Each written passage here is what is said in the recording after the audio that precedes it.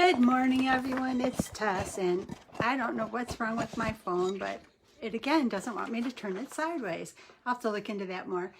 Today I'm going to talk about 20, well, it says 25, and I have about 28 sneaky life hacks. And I just looked up an article, and it's from Healthy Living, and it's talking about Malia, M-A-L-I-A Frey wrote this article in March of 2020, and she's giving life hacks on 20, she calls them 25 sneaky weight loss hacks that really work. I'm going to say, I think they're things we've all heard before, but a reminder might be a great tool. So hello, everyone. I can't really see anyone, but if you're there, thank you for being here. There's a couple new ones, but most of these I think we've all heard of, but a reminder might help us to do something a little different today. Based on this article, she's saying the first thing that she does, these are a few of the tricks she's picked up along the way to help her stay on her weight loss journey.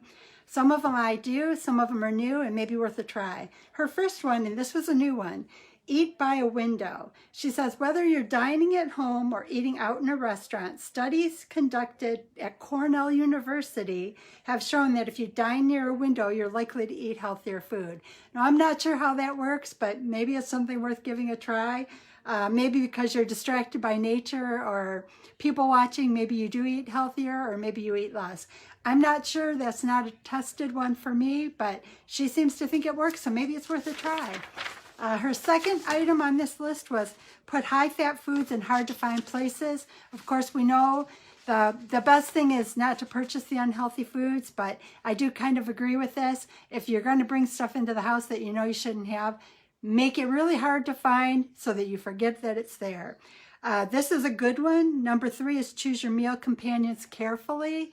If you know that you always go out with people and it ends up to be a pig fest instead of just visiting, maybe recommend something different to do, like maybe go for a walk or meet outdoors somewhere where you're not like close by to buy a lot of foods, and maybe bring lunch to share or something.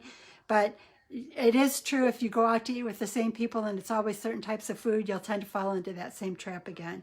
Number 4 is never dine at your desk. I think that's a true one because you end up eating more than you ever realized you put in your mouth.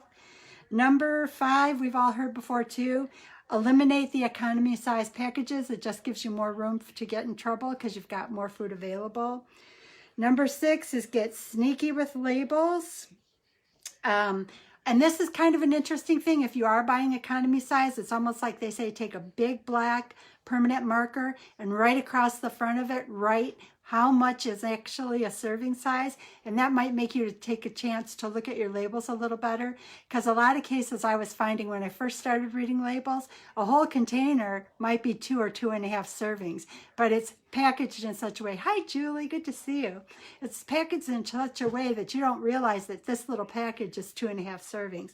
So getting sneaky with labels is a great idea, because if you look at it and it's like in the old days, I don't eat ice cream anymore, and I haven't since I had surgery, but I used to like those Haagen-Dazs containers. Well, those are like 4 servings. So being aware of what's truly being told to you on the label is a great tool. Learn to pour perfect portions. It kind of goes back to one of the previous comments, right across the box, how much a serving size is. Because if we take an economy package, we tend to eat more. So good to see you, Julie. So measuring, using small plates, using small silverware, writing what the serving size is. I think those are all great tools and things that are probably not surprising hacks. Some of these we've heard before, but it's always worth a reminder. The next tip that she gives is clean out the refrigerator. Get rid of the stuff that doesn't help you. And then try to put the things that are healthy for you in the front of the fridge so that you can actually visualize what you're going to eat. The next item is, a lot of people use food apps, so you can use food apps, and there's all kinds of them, Berrytastic, and there's all kinds of things, anything out there that you want to use. This one, number 10, is something I do live by, and this is a really big thing with Doc V, is avoid processed foods at all costs. And I do try very much to get rid of processed foods. That's why I'm doing the green smoothies and the salads, and I narrow the window of time I eat each day. So definitely try to get rid of as much processed foods as you can, and that also helps in getting rid of the processed sugars, because for me, I know that I had a problem with processed sugars. So for me, getting away from them, it's a great tool. I know if I pick up an apple, it's all natural sugars. Well, hi, Miss Karen. I haven't seen you in a long time. Good to see you. So I thought that was a great hack. And that one is one we've heard before too. The next one, number 11, is declutter your countertops. This is her, she says, if you clean off your countertops, she finds that it encourages her to clean living. And I guess scientific studies say a cleaned off countertop gives yourself space to prepare healthy meals. So if your countertops are cluttered, clean them off, because then that will maybe entice you to prepare more foods and avoid some of the processed stuff. The next thing that they recommend, and I think this is a good one, eat before you shop, because if you're hungry, you'll pick up foods just because you're hungry, and I have been guilty of that, so I do tend to do that. Or I drink a big, huge thing of water before I walk in the door, so hunger is not facing me at the same time I'm facing some kind of a processed treat that just sounds good. The next one, oh, this is a good idea, and it kind of goes in line with brushing your teeth. 13 is enjoy a post-meal mint.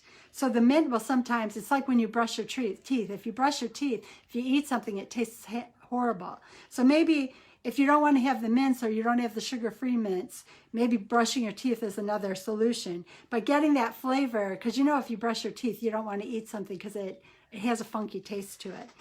The next thing they say, 14, is unplug to practice mindful eating. Distractions at mealtime, that's why you don't eat at your desk. While eating in front of the television, you can mindlessly go through a whole bag of chips. It says walk away from your computer. They also say like and I've heard this in other groups, one of the other groups I was in, create a really pretty place to eat. Someplace where you're really just enjoying the meal so that you're focused on the meal and how much you're eating. The next one is choose a single indulgence. It says have a glass of wine just to relax. Make sure you measure it out. Or if you enjoy a dinner, do it with special meals only.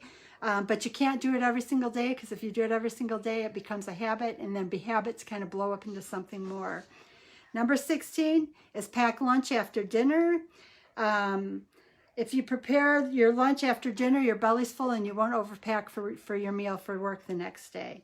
Number 17, many of us have probably been in sweatpants for a couple of years now. It says wear a pair of pants with a waistband, because it'll kind of remind you to slow down a little bit. Well, hi, Kate. It's good to see you too. And it's early for Kate, because I know she's on the other side. If it's not daylight here yet, I know it's not daylight where Kate's at. Number 18 is drink water with meals and eat slowly. Bariatric patients, we don't drink water with meals. We're supposed to space it out. That way our body can absorb before it goes through our system. But I would say drinking water after, like making sure you get a lot of water in will keep you full, so that you're not, I think our bodies sometimes crave food when it's water, because it knows that we fight the water. It always kind of blows Doc V away, because we fight water so much, but our bodies are like 80% water. So if you can get a lot of water in, I'm not going to say to have it with meals like she's saying, because there's a lot of us that don't follow that, because that's not generally what our doctors recommend. But getting a lot of water in definitely helps. Number 19 is delegate dishes for diet success. And it says, don't linger in the kitchen when your meal's over with, because you're able to mindlessly nibble and potentially overeat. It says, go for a walk, delegate the dish work to a loved one who supports your commitment, but do something to get away from the food so that you don't nibble. And that's a good one. I think walking or getting everything cleared off on the counter and put away, or that's a good thing. Get it out of the way and something you're not looking at. This is one, and I'm finding stores are kind of realizing we're doing this, but they say shop the perimeter of the store. And I think what happens with that shopping the perimeter of the store is we tend to get away from the processed foods. But what I'm finding or noticing is that the stores know we're doing that. So I'm seeing that they're kind of readjusting. But what they're telling you is to try to stay away from the processed foods. I mean, I have noticed a couple of stores are like, putting the produce in different areas, or trying to shake it up a little bit so that you end up still seeing the stuff that they want, or they're putting these great sales right alongside where the fruits and vegetables are. But it's just in trying not to buy so much of that processed stuff. They do also recommend, 21 is to fill up on fiber at lunch. I'm going to say if you do eat fiber-rich foods, which generally our salads are that way, and our smoothies, we do blend them up, but I do find fruits and vegetables are very tend to have fiber. My water gives me a full feeling. So if I'm getting the fiber in my fruits and vegetables and my water, it does tend to help me stay full longer. Anything processed, it's just short, quick, and through the body, and making me want more. I do crave more if I'm eating processed, and I don't, for the most part, I avoid processed food now. I mean, nobody's ever 100% perfect, but I do try to avoid it more often every single day. I do kind of stick to the Doc V program, which is narrowing the window of hours I eat. I eat a green smoothie, a big salad, and then a small amount of whatever I eat for dinner. It says 22 is start your day with water, and that's something Doc V says too, big glass of water. When he goes live with us at 9 o'clock, everybody's pounding water because that water will hydrate you and it makes you feel full. The next recommendation, she says, is split your meal into courses. Serve your salad on a small plate. Enjoy your entree on a small plate. And I think it slows you down. Most of us bariatric, I think one small plate is all we really should be eating. But maybe slow yourself down. Maybe, you know, just get up and walk a little bit and come back. And Doc V has a video where he says, you know, take a bite, put the spoon down, sit on your hands, count to 30. John Jones has a mead thing where it gives you 30 seconds between bites, just something to slow you down. The next item, 24, choose smaller, brighter plates. That's a great idea. Smaller. I use children's silverware still to this day. It just slows me down. And then number 25, the last one they mention, is give yourself credit. You have to acknowledge each success that you have and recognize that you're taking steps forward. I know I was my worst critic before I got to this point in the journey. I finally started to understand that and this has always been a joke with my family, I'm one that I get so gung-ho that I'm going to take on 100 items and I'm going to succeed and I'm going to do all 100 of them. Well, the problem is I don't have the time or the commitment to do 100 tasks every single day. It's funny, I have an AP right now, and I said, I'm just going to give you the 3 non-negotiables for this week. I can do more things on my to-do list, but these are the 3 non-negotiables for this week. And so we've decided we're going to do it that way, because if we have our 3 non-negotiables, anything else is gravy, but we've done something to move forward. I tend to take on too much, and then I get frustrated and I quit. So a couple others that I kind of added to the list is if you want to get away from food in the evening, you might want to take a bath, go for a walk. As they mentioned, mint, brush your teeth. Maybe listen to some music, meditate, journal, study, something just to kind of get your mind. Puzzles are a good thing because you don't want to get the puzzle pieces dirty. Adult coloring books because you don't want to get your hands dirty. So just kind of be creative, but try to make it fun, because if the journey's fun, we tend to commit to it longer. And if we make the steps small and manageable, we tend to commit to it longer. Well, at least I find I do, because very often when I give myself a list of 100 things and I jump in the middle of the ocean, I don't make it to shore before I sink. So I have to go about it in smaller ways, because the smaller ways lead to long-term success. So I'll run through this list real quick and then let you guys get back onto your day. But again, this is something that this woman, Malia Frey, from Healthy Living, wrote as life hacks to losing weight. Some of these we're very familiar with. There's 1 or 2 new ones. If you pick one that helps you out today, that's great. Her first one, this was a new one to me. She said, eat by a window. She finds she eats healthier by a window. I'm not sure why that works, but maybe it'll distract you. I do like to watch nature in action, so maybe it'll distract you. I'm not sure the connection to eating healthy, but hey, if you try it and it works, it's a win. And if you try it and it doesn't work, you don't have to do it again. Number 2 is put high-fat foods in hard-to-find places if you have to bring them into the house. We all know having them in right out in the open will cause us to be tempted more often. You want to forget it's even there, and best idea, don't bring it in. It says choose your meal companions carefully. If you know it's somebody that's going to cause you to have a downfall, maybe pick somewhere else to go with it. versus the meal. And I've tried to do that a lot too. You know, what else can I do? Can I take a class with someone? Can I take painting? Can we go for a walk? And that's kind of worked really well. I truly enjoy, and I've already done it this morning. My mom and I walk at 5 a.m. every single morning, and she's done it with me for a couple months now. And honestly, I truly enjoy that. And she's been telling me lately how much she loves getting that out of the way, because then she feels like her day starts with a success. And I'm pretty proud of her. To be a senior citizen in her 80s, she gets up and walks every single day with me so that we can walk before I start my work day. The next thing is never dine at your desk. We know you'll eat too much if you're there. Eliminate economy-sized packages because it's too much available to eat. Get sneaky with labels, because remember, in a lot of cases, this little package might be 2 servings, and if you pick it up and it looks small, you might eat the whole thing not realizing that it's actually 2. Learn your perfect portions. They actually say on boxes, write how many is 1 serving, because when we get these bigger packages, we tend to overeat. Clean out your fridge and get rid of the junk that causes you problems. And it says put all the fruits and vegetables and pretty stuff, the healthy stuff, right up front so that it's there when you open the door and you see it. Use photo apps. Take pictures of what you're eating. The next one is avoid processed foods at all costs. Declutter your countertops, because if it says if your countertops are cluttered, you're not likely to make meals. If you clean them off, it's more of an incentive because you've got the room to make your meals. Eat before you shop. I do that, or I drink a big, huge thing of water because I don't want to go in hungry. My resolve to be good is a little bit lighter or looser if I'm hungry. It does say enjoy a mint after a meal, and I would say brush your teeth, because it's that same mint feeling where the taste of anything after you brush your teeth is gross.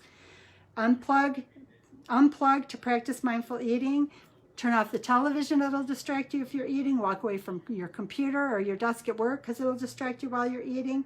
And I've heard in some of the other groups I was once a part of, just create a beautiful little place that you eat your meal, because it will let you focus on the meal, just eat what you're looking at, and then it's kind of like just a nice little break, but it's a focus on just the food so you're not distracted. It says choose 1 single indulgence, and they're talking wine. I don't drink at all. That was a promise I made with the surgery. Dessert, only it's with special dinners. I don't do desserts. I might do something fruit-wise that I'll create my own type of dessert, like making a fruit smoothie, or sometimes I might mix a little bit of oats in. I try not to have desserts because I'm not sure I can trust myself to not fall into an old habit. So for me, and I know everyone's different, for me, I'm not willing to risk it. I'm 5 years out. I'm still not quite at goal weight yet, but I don't want to give up on this journey. So for me, that's my decision, is none. But for you, if you can handle small amounts, then I'm happy. I really, truly am happy for you. It says pack your lunch after dinner so that you're not packing your lunch when you're hungry, because you'll pack more hungry. Wear a waistband because it'll be snugger than a pair of sweatpants. Most of us have been in sweatpants for years. 18, they say drink water with your meal. I'm going to say no, because those of us bariatric, you have to go by what your doctor says. But I will say put a lot of water in your day, because if you're drinking a lot of water, I know that I'm not as hungry. So not at the meal times, but I drink at least, my goals are always 120 ounces of water a day, and if I can up that, I'm going to try for it. Early out of surgery, sometimes people can't get that much in, but I'm 5 years out and I can easily get that in now. It says delegate dishes to someone else so that you're not tempted to mindlessly munch on leftovers while you're doing the dishes. Shop the perimeter of the store, but be careful. Some stores are now moving processed items to the outside aisle, knowing that that's what we're doing. Fill up on fiber at lunch. I will say lettuce, salads, smoothies, that fiber and water combined do give me that full filling.